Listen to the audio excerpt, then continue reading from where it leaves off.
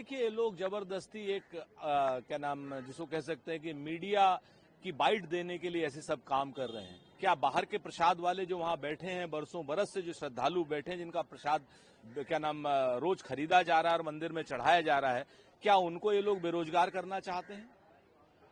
गुणवत्ता जांच करने की जगह, फूड इंस्पेक्टर के ऊपर कार्रवाई करने की जगह ये लोग छोटे छोटे दुकानदारों को, छोटे छोटे व्यवसायियों का व्यवसाय अगर खत्म करना चाहते हैं तो ये धर्म नहीं है, ये अधर्म है। मनकामनेश्वर मंदिर के कमेटी को सोचना चाहिए, समझना चाहिए कि वहां की गुणवत्ता पर ध्यान दे और भारतीय जनता पार्टी की सरकार फूड इंस्पेक्टर के जरिए वहां के सैंपल की जांच कराए, न कि उनकी दुकानें या रोजी रोटी बंद करे।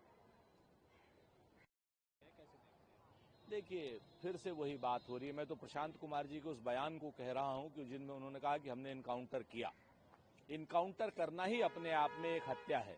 तो उस दिन का वो जो बयान है, अगर इनकाउंटर होता है तब बात अलग है, इनकाउंटर किया जाता है तब बात बिल्कुल वो हत्या जैसी है। जांच होगी, जांच होनी चाहिए।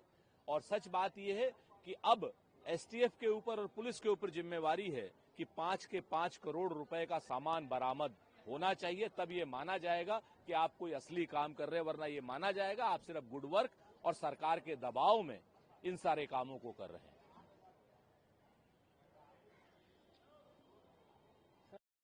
सरकार के तहत हरियाणा में बहुत तरक्की हुई है। कांग्रेस और आप कभी किसानों, युवाओं और महिलाओं की चिंताओं के बारे में नहीं सोची। कांग्रेस ने जम्मू कश्मीर में आतंकवाद या उग्रवाद को बढ़ाया, जबकि बीजेपी ने आतंकवाद को खत्म किया। आदरणीय योगी जी, आपके इन सब बयानों पर वहां के जो आपके अपने वर्कर हैं वो भी हंस रहे होंगे, क्योंकि उनके बच्चों को भी नौकरी नहीं मिली है। वो जो आपको मानने वाले जो थोड़े बहुत किसान परिवार के लोग होंगे वो भी हंस रहे होंगे, क्योंकि 750 किसानों की शहादत वहीं हरियाणा के बॉर्डर पे हुई है और अभी भी लाखों किसान शंभू बॉर्डर पे बैठे हुए हैं। आपको ना तो हरियाणा की जानकारी है, ना जम्मू कश्मीर की जानकारी है। जम्मू कश्मीर को भारत का अभिन्न अंग कांग्रेस ने बनाया था और जगमोहन के बाद जो भारतीय जनता पार्टी की विचारधारा का आदमी था, उसके बाद वहां जो आतंकवाद फैला है और कश्मीरी पंडित गए हैं। 10 साल से आपकी सरकार है, आज तक तो आप किसी भी कश्मीरी पंडित को वापस नहीं ले जा पाए। भारतीय जनता पार्टी सिर्फ जुमलेबाजों की सरकार है। हरियाणा का चुनाव हो या जम्मू कश्मीर का चुनाव हो, आपको वहां की जनता सबक सिखाएगी। इस बार इंडिया गठबंधन जीतेगा, कांग्रेस जीतेगी। सर, मुख्यमंत्री योगी आदित्यनाथ केरल जाते हैं तो यूपी को बुरा भला कहते हैं, और जब अपने नानी के घर इटली जाते हैं तो भारत को बुरा भला कहते हैं। अब योगी आदित्यनाथ जी को वो संवैधानिक पद पर हैं, ज्यादा कुछ नहीं कहूंगा। दृष्टि का इलाज हो सकता है, दृष्टि दोष का इलाज थोड़ी। आज की डेट में योगी आदित्यनाथ जी हमारे संत महंत भी हैं, उनकी संगत खराब हो गई है मोदी जी और अमित शाह जी जैसे असत्य बोलने वाले लोगों के बीच में। जैसे मोदी जी झूठ बोलते हैं मंच से, वैसे ही अब योगी जी के ऊपर भी संगत का असर आ गया है। श्री राहुल गांधी जी शहीदों के परिवार के हैं। श्री राहुल गांधी जी ने जो भी कोरोना काल में बोला था सब हुआ। आदरणीय योगी जी, श्री राहुल गांधी जी ने हमेशा दलितों की बात की, पिछड़ों की बात की, नल की बात की, नील की बात की, कोल की बात की, भील की बात की, और आपने और नरेंद्र मोदी जी ने सिर्फ अडानी की बात की और अंबानी की बात की। आरएसएस का काम है कि बीजेपी को जिम्मेदार, मतलब उसको सही करे, उनको सही रास्ते पे ले आए। देखिए, अब ये अरविंद केजरीवाल जी ने किस परिप्रेक्ष्य में दिया। आरएसएस और भारतीय जनता पार्टी एक ही मां की दो संतानें हैं, या आरएसएस की कोख से ही भारतीय जनता पार्टी का जन्म हुआ है।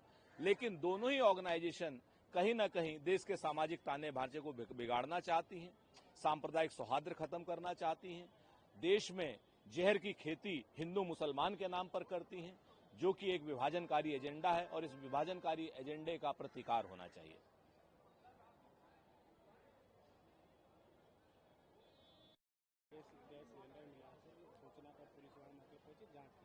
देखिए, रेलवे में जो पीडब्ल्यूआई के पद खत्म कर दिए, 3.5 लाख से ज्यादा पद सुरक्षा के जो इन्होंने खत्म किए हैं, ये सब उसका नतीजा है। क्योंकि रेलवे ट्रैक्स की सुरक्षा रेलवे नहीं कर रहा है, ना कर पा रहा है।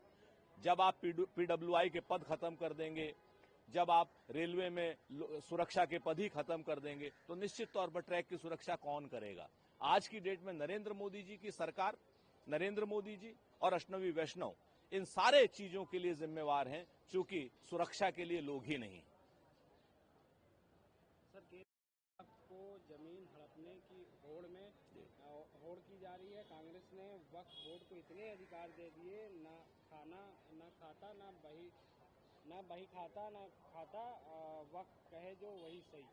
देखिए, किसी आदमी ने, किसी एक धर्म विशेष के आदमी ने अपनी जमीनों को वक्फ किया, यानी भगवान के नाम पर दिया या अल्लाह के नाम पर दिया, उसमें अन्य लोगों को, किस लोगों को वो लोग शामिल करें, ये उनका अपना निजी मामला है।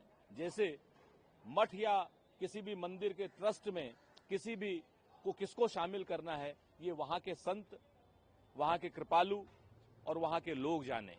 तो इसलिए किसी की भी मामले में निजी हालातों में दखलंदाजी भारत का संविधान इजाजत नहीं देता। और हाँ, वक्फ बोर्ड अगर कोई भी गलत काम करता है तो भारत का संविधान इतना मजबूत है कि किसी को भी सजा देगा, चाहे वो जमीन के कानून में हो। अगर और अन्य कोई गलत काम कोई करेगा तो उस कानून में उसको सजा मिलेगी।